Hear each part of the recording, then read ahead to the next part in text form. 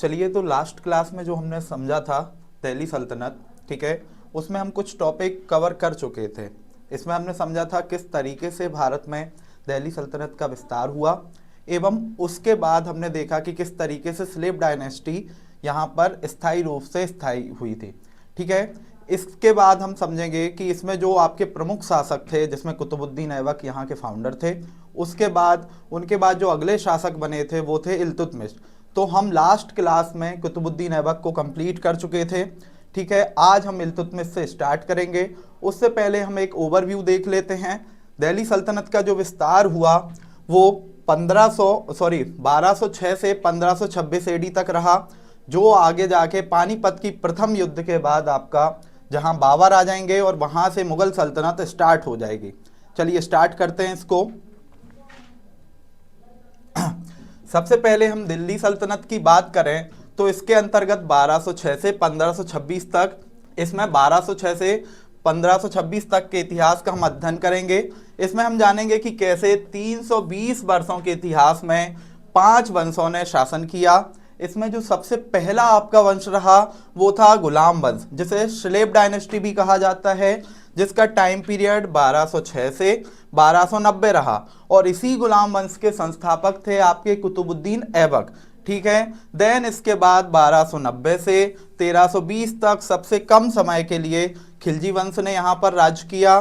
Then उसके बाद आएंगे आपके तुगलक वंश, जिसे गयासुद्दीन तुगलक द्वारा बसाया गया था, जो कि 1320 से 1414 तक आपका चलेगा। यह हम जानते हैं कि जो तुगलक वंश था दिल्ली सल्तनत के राजवंशों में सबसे लंबे समय तक इन्होंने ही राज किया है। इसके बाद आपका जो अगला वंश आएगा वो रहेगा सैयद वंश, जो कि 1414 से 1451 तक रहेगा, और अंतिम जो होगा, जो कि प्रथम अफगान वंश भी माना जाता है, वो था लोधी वंश, जो कि 1451 से 1526 ईस्वी तक रहेगा। ठीक है, तो हमने इस तरीके से दिल्ली सल्तनत में 5 वंश देखे थे: गुलाम वंश, खिलजी वंश, तुगलक वंश, सैयद वंश और लोधी वंश। ठीक है, तो हम सबसे पहले स्टार्ट करेंगे गुलाम वंश से, जो कि 1206 से 1290 एडी तक रहे हैं। इसमें यदि हम बात करें तो इसे गुलाम वंश या फिर दास वंश भी कहा जाता है, क्योंकि इस वंश के जो संस्थापक थे वो थे कुतुबुद्दीन ऐबक। कुतुबुद्दीन ऐबक जो थे वो मोहम्मद गौरी के गुलाम थे, इसीलिए इस वंश को गुलाम वंश या दास वंश भी कहा जाता है। कुछ विद्वान इसे मामलूक वंश भी कहते हैं, जिसका अर्थ होता है स्वतंत्र माता पिता की गुलाम संतान। यदि हम बात करें एंशिएंट इंडिया में, तो उस समय स्लेवरी बहुत ही बड़े पैमाने पर चलती थी, लोगों को दास बना लिया जाता था। आगे ने कृषि में भी संलग्न किया गया। इसी तरीके से जो दास होते थे ये उत्तराधिकार की परंपरा को भी निर्वाह करते थे। इसीलिए जो आगे हम देखेंगे कि मोहम्मद गौरी ने अपने 3 दासों में अपनी पूरी सल्तनत का विभाजन किया था। उसी में से जो सबसे भारत का बड़ा हिस्सा था वो किसके क्षेत्र में आया? कुतुबुद्दीन ऐबक के क्षेत्र में। इसीलिए उन्होंने इस वंश का नाम ही गुलाम वंश रखा। ठीक है, यदि हम इस गुलाम वंश के शासकों की बात करें तो सबसे पहले कुतुबुद्दीन ऐबक, जो कि फाउंडर भी थे इस वंश के। उसके बाद उनके बेटे आराम शाह, जो कि 8 महीने के लिए ही सिर्फ सुल्तान बने थे। इसके बाद दिल्ली सल्तनत के पहले विधिक सुल्तान थे इल्तुतमिश। इल्तुतमिश को ही भारत में जो गुलाम वंश है उसका पहला वैध सुल्तान माना जाता है। उसका रीज़न ये था कि इन्होंने अपने इस पद की जो स्वीकृति थी वो खलीफा से ली थी। ठीक है, देन उसके बाद इल्तुतमिश के ही बेटे थे रुकनुद्दीन फिरोज। चूंकि हम ये जानते हैं कि इल्तुतमिश ने अपना उत्तराधिकारी अपनी बड़ी बेटी रजिया सुल्तान को नियुक्त किया था, लेकिन फिर भी उलेमाओं के हस्तक्षेप के कारण रुकनुद्दीन फिरोज शाह को कुछ समय के लिए शासक बना दिया गया था। रजिया सुल्तान जो थी ये भारत की पहली मुस्लिम महिला शासिका थी, इसीलिए ये इम्पोर्टेंट हो जाता है। प्री और मेंस ये दोनों में आपके लिए बहुत इम्पोर्टेंट है। देन उसके बाद 2 साल के लिए बनेंगे बहराम शाह। बहराम शाह के बाद अलाउद्दीन मशरूद शाह बहुत ही कम समय के लिए शासक बनेंगे। देन जो हमें सबसे इंपॉर्टेंट शासक पढ़ने हैं वो है नसीरुद्दीन महमूद शाह। कहा जाता है ये सबसे गरीब सुल्तान थे जो कि बचपन में टोपी सिलकर अपना निर्वाह करते थे। इसके अलावा जो बलबन थे, बलबन इनके ससुर माने जाते हैं नसीरुद्दीन महमूद शाह के। चूंकि बलबन इस समय वजीर के पद पर नियुक्त थे नसीरुद्दीन महमूद शाह के, लेकिन कालांतर यह सुल्तान के रूप में यहाँ पर स्थापित होंगे। उसके बाद जो अगले शासक आएंगे वो थे कैकूबाद, जो 1286 से 1290 तक रहे। और सबसे जो अंतिम सुल्तान थे वो शमसुद्दीन क्यूमर्स थे। देखिए यहाँ पर आपको दो क्वेश्चंस कवर करने हैं, एक तो सबसे पहले संस्थापक और दूसरे आपके जो सबसे अंतिम शासक होते हैं। ये प्री में आपको दोनों क्वेश्चन देखने को मिलते हैं। तो इस तरीके से ये गुलाम वंश की वंशावली है जो हम समझेंगे कि कुतुबुद्दीन ऐबक से शमसुद्दीन क्यूमर्स तक जाएगी। ठीक है, देन इसके बाद हम पढ़ेंगे सबसे पहले कुतुबुद्दीन ऐबक को। कुतुबुद्दीन ऐबक दिल्ली सल्तनत का पहला सुल्तान था, मतलब हम कह सकते हैं कि ये फाउंडर थे। ठीक है, इन्होंने ही दिल्ली में जो आपका गुलाम वंश है इसकी स्थापना की थी। कुतुबुद्दीन ऐबक जो थे वो मोहम्मद गौरी के गुलाम थे। मैंने आपको बताया था जो तराइन का द्वितीय युद्ध हुआ था उसमें तीन जो आपके गुलाम थे उन्होंने अपनी महत्वपूर्ण भूमिका निभाई थी। उनमें से एक थे कुतुबुद्दीन ऐबक। मोहम्मद गौरी ने जब भारत में लूटपाट करके वापस गया तो उसने यहाँ भारत का जो शासक था वो नियुक्त किया किसको? कुतुबुद्दीन ऐबक को। और चूंकि यह गुलाम थे इसीलिए इन्होंने अपनी जो डायनेस्टी या वंश स्थापित किया वो था गुलाम वंश। अब हम बात करें इसके राज्यारोहण की, तो मोहम्मद गौरी की मृत्यु के बाद 25 जून 1206 को कुतुबुद्दीन ऐबक का राज्यारोहण हुआ।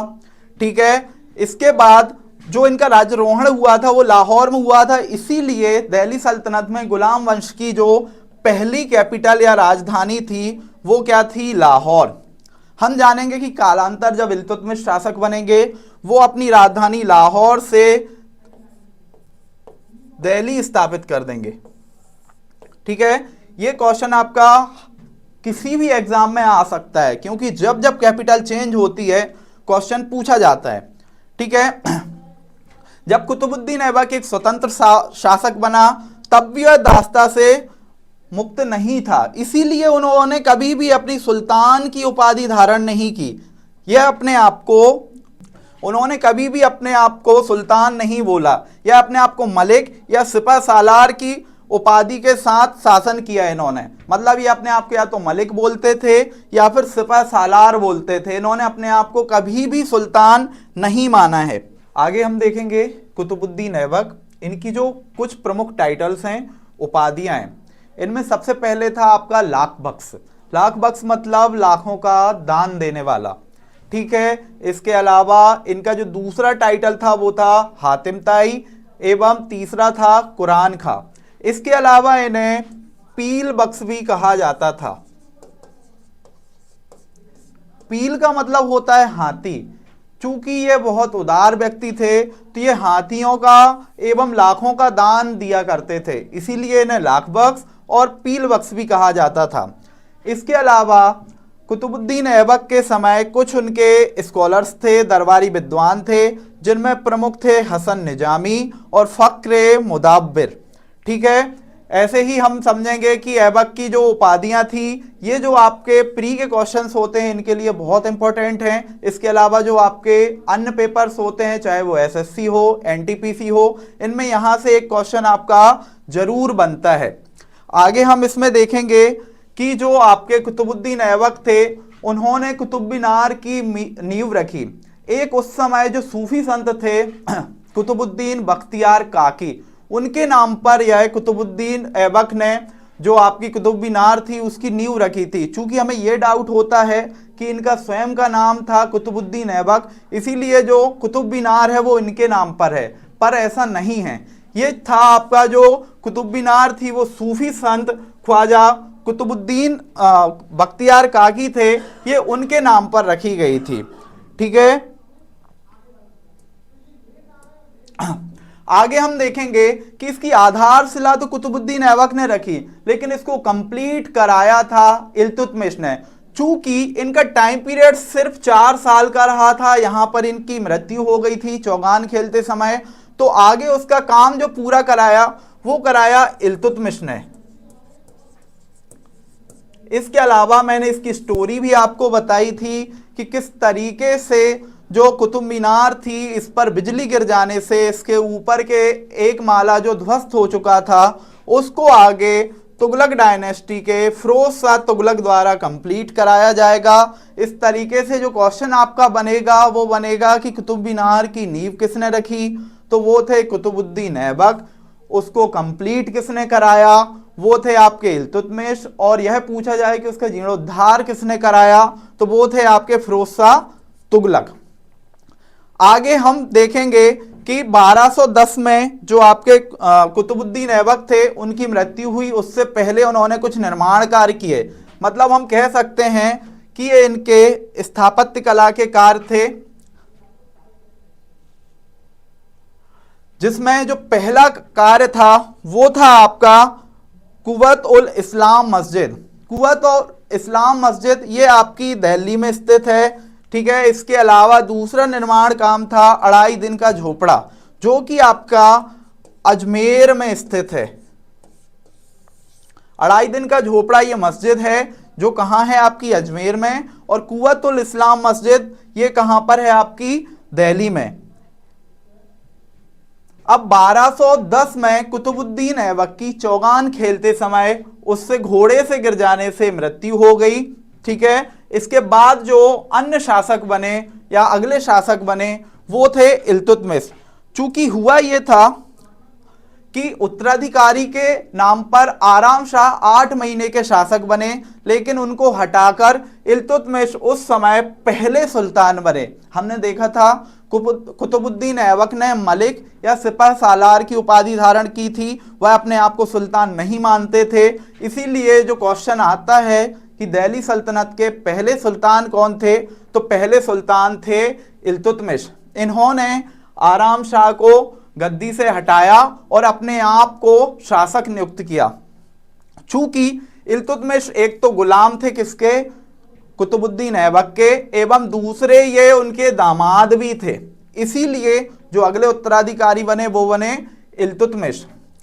अब हम इन्हें कह सकते हैं कि कुतुबुद्दीन ऐबक के ये गुलाम थे और कुतुबुद्दीन मोहम्मद गौरी का गुलाम था। मतलब इल्तुतमिश को गुलामों का गुलाम कहा जाता है। ये क्वेश्चन आता है कि वह कौन सा दिल्ली सल्तनत का शासक था जो गुलामों का गुलाम था, तो वो थे इल्तुतमिश।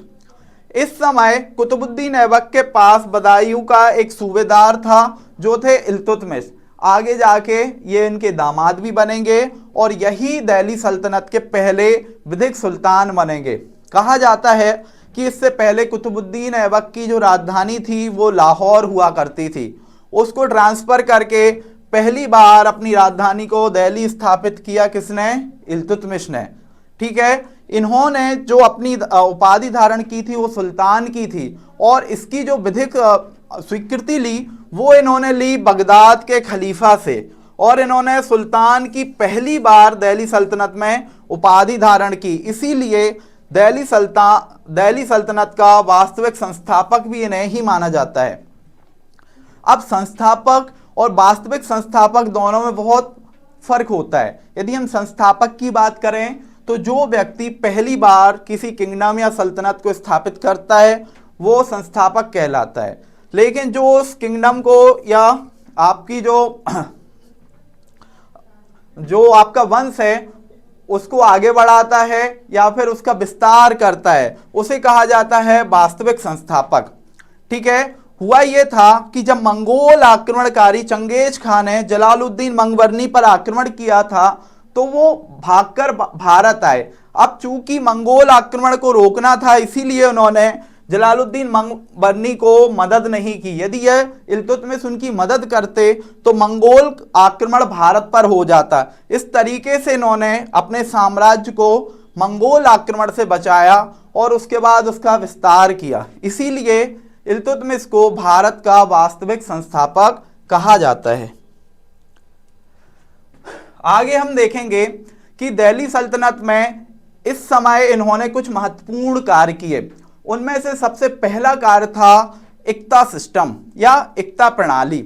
इक्ता सिस्टम की बात करें कि जिस प्रकार से अभी जमींदारी व्यवस्था चलती है उसी तरीके से उस समय इक्ता प्रणाली चलती थी कि दूरस्थ क्षेत्रों पर सुल्तान को नियंत्रण स्थापित करने के लिए एवं वहां से धन इकट्ठा करके अपनी सेना गठन करने के लिए इक्ता प्रणाली को लागू किया गया। यहाँ पर धन के स्थान पर वेतन के रूप में भूमि प्रदान की जाती थी और उस भूमि से जो राजस्व कलेक्ट होता था वो सुल्तान तक इक्तेदार पहुंचाते थे। इसके अलावा इन्होंने अपनी सेना का गठन किया जिसमें इन्होंने ऐसे 40 योद्धाओं का एक ग्रुप बनाया जिसे तुर्क चहलगानी कहा जाता था या दल चालीसा भी कहा जाता था। इसमें ऐसे 40 तुर्क सरदार होते थे जो बहुत ही कैपेबल होते थे अपने क्षेत्र में, ठीक है। और यह एक सलाहकारी परिषद थी जो युद्ध में सुल्तान को सलाह देने का काम करती थी। हमें याद रखना है कि इल्तुतमिश के इस तुर्क चहलगानी के एक प्रमुख लीडर थे बलबन, गियासुद्दीन बलबन, जो आगे जाके दिल्ली सल्तनत के सुल्तान बनेंगे। अब इसके अलावा उन्होंने मुद्रा प्रणाली भी स्टार्ट की जिसमें दो मुद्राएं उस समय फेमस थी। एक थी टंका, यह सिल्वर कॉइन था, और एक था जीतल जो कि आपका कॉपर का कॉइन था या तांबे का सिक्का था। चूंकि उस समय अर्थव्यवस्था में विस्तार हो रहा था इसीलिए इन्होंने दो मुद्राएं लागू की, एक टंका और एक जीतल, ठीक है। इन दोनों से आपके क्वेश्चन आपको वहां पर देखने मिलेंगे। प्री के लिए भी आपके ये बहुत इंपॉर्टेंट है एवं मेंस में भी आप जब लिखेंगे तो ये बहुत ही इंपॉर्टेंट है आपके लिए। अब इल्तुतमिश की प्रमुख विजयों की बात करें तो सबसे पहले तराइन का तृतीय युद्ध, ठीक है। तराइन के प्रथम और द्वितीय युद्ध हमने देखे थे मोहम्मद गौरी और पृथ्वीराज चौहान के बीच हुए थे। तो 1215 में तराइन का तृतीय युद्ध हुआ। इल्तुतमिश और गौरी का जो एक गुलाम था ताजुद्दीन याल्दौज उसके मध्य हुआ जिसमें इल्तुतमिश विजयी हुए और याल्दौज पराजित हो गया। इसके अलावा 1217 में मंसूरा के युद्ध में इन्होंने गौरी के एक और गुलाम नासिरुद्दीन कुबाचा को पराजित किया, ठीक है। मतलब 3 गुलामों में से 2 गुलाम को इल्तुतमिश ने पराजित करके जो साम्राज्य विस्तार था उसको बढ़ावा दिया। अब 1226 में बंगाल की विजय की, यहाँ के जो शासक थे गियासुद्दीन उनको पराजित किया। कालांतर 1227 में सिंध एवं मुल्तान की विजय करके वहाँ फिर से नासिरुद्दीन कुबाचा को पराजित किया। 1226 से 1231 तक इन्होंने राजपूतों पर विजय हासिल की और 1235 में पंजाब के खोखरों पर विजय की। इस तरीके से इन विजय अभियानों के कारण ही इनके साम्राज्य का विस्तार हुआ, ठीक है। और सर्वाधिक साम्राज्य विस्तार होने के कारण ही इन्हें वास्तविक सुल्तान कहा जाता है। अब इसके बाद 1236 में जो अगली शासिका नियुक्त होंगी वो थी रजिया सुल्तान।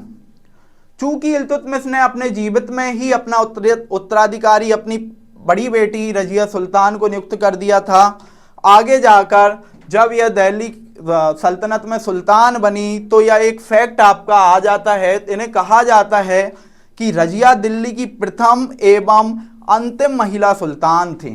और जब कोई भी महिला इस तरीके से कोई बड़ा कार्य करती है तो यह आपके लिए बहुत इंपॉर्टेंट हो जाता है, ठीक है। रजिया ने उस समय जमालुद्दीन याकूत को प्रणोत करके अमीर आखूर का जो पद दिया था उसके कारण थोड़ा सा यहाँ विवाद बढ़ा था। कहा जाता है कि अमीर आखूर का जो पद है या इसे घोड़े का सरदार कहा जाता है, ये उस समय बहुत ही इंपॉर्टेंट पोस्ट होती थी जिसमें जमालुद्दीन याकूत को इन्होंने उस पोस्ट पर रखा, ठीक है। उसके बाद तुर्की अमीरों ने रजिया को जमालुद्दीन याकूत से प्रेम संबंध की अफवाह फैलाई। चूंकि यह जो पद था उन्होंने जब जमालुद्दीन याकूत को दिया तो इसका प्रभाव यह हुआ कि जो तुर्की सरदार थे वो इससे खफा हो गए और इन्होंने क्या किया, इन्होंने जो रजिया का प्रेम संबंध है याकूत के साथ, उसकी अफवाह फैला दी ताकि साम्राज्य में अराजकता फैल जाए। इसका एक रीजन था कि महिलाओं की उन्नति कोई नहीं देख सकता और पुरुष अपने ऊपर महिलाओं को उस समय नहीं बढ़ने देना चाहते थे, इसीलिए इसका ये एक इनडायरेक्टली इम्पैक्ट था। ठीक है, यदि हम बात करें रजिया की, तो रजिया ने जो तवर हिंद के सूबेदार अल्तुनिया थे, यह उनसे पराजित हुई।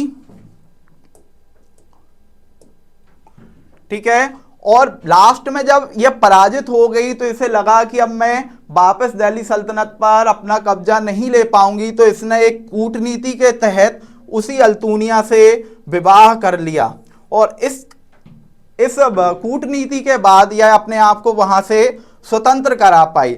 लेकिन 1240 में कैथल के निकट रजिया और अल्तुनिया की हत्या कर दी गई, मतलब उनकी और उनके शौहर अल्तुनिया दोनों को लास्ट में मार दिया गया, जिसके बाद यहां से रजिया का टाइम पीरियड समाप्त हो गया। इसके बाद इल्तुतमिश के कुछ उत्तराधिकारी हैं जिन्हें हमें देखना है।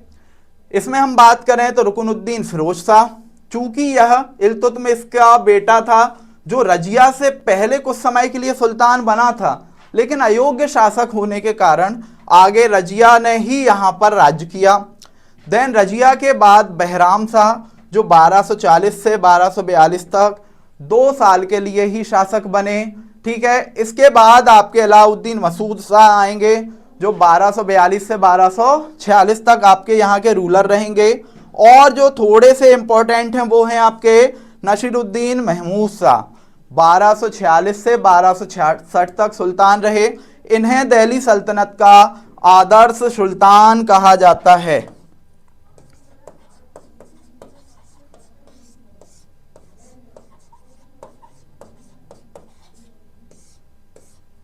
ठीक है, अब इल्तुतमिश के बाद ये आपके कुछ शासक होंगे जो इस तरीके से उत्तराधिकारी बनेंगे, लेकिन जो हमें बहुत ही बड़े पैमाने पर अच्छे से समझना है वो है आपके गयासुद्दीन बलबन। ठीक है, नसीरुद्दीन महमूद शाह जो थे वो गयासुद्दीन बलबन के जमाई थे। ठीक है, नसीरुद्दीन महमूद शाह जो थे यह दिल्ली सल्तनत पर का 8वां शासक बना था। ठीक है, चूंकि ये बहुत ही धार्मिक प्रवृत्ति के थे, मतलब हम समझ सकते हैं कि इनकी विचारधारा बहुत ही लिबरल थी, उदार थी। यह बचपन में कुरान की प्रतियां लिखकर बेचा करते थे। ठीक है, और इसी तरीके से अपना जीवन यापन करते थे, इसीलिए इन्हें कहा जाता है कि यह दिल्ली सल्तनत के आदर्श सुल्तान थे।